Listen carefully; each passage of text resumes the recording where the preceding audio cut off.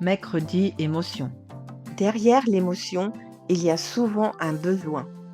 Bienvenue dans la clé de votre dialogue intérieur. Prenez un instant pour vous arrêter et laissez résonner en vous les mots du jour. Accueillez simplement.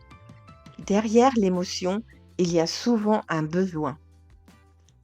Quand une émotion arrive, on cherche souvent à la calmer vite, à la comprendre, à la faire disparaître, comme si elle dérangeait, comme si elle prenait trop de place, comme si elle devait partir le plus vite possible.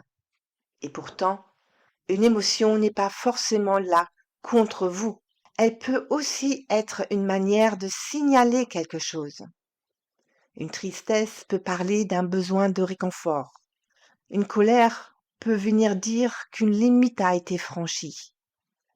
Une peur peut signaler un besoin de sécurité. Un découragement peut dire qu'il y a eu trop longtemps. L'émotion n'est pas toujours agréable, mais elle n'est pas forcément une ennemie. Elle peut être une messagère. Elle peut être une façon pour votre monde intérieur d'attirer votre attention sur quelque chose qui compte.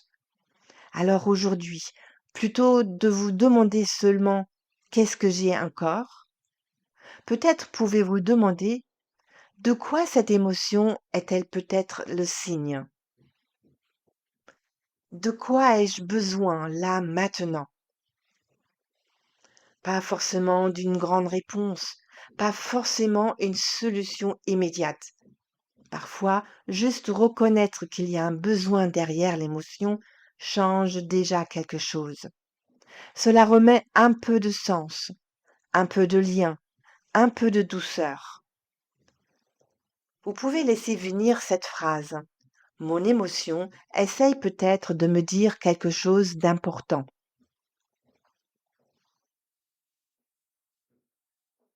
Encore une fois, derrière l'émotion, il y a souvent un besoin. Et gardez ces mots avec vous aujourd'hui. Derrière l'émotion, il y a souvent un besoin. Merci d'avoir écouté la clé de votre dialogue intérieur. Si vous souhaitez soutenir ce podcast, abonnez-vous, laissez un commentaire, mettez une étoile et partagez l'épisode autour de vous.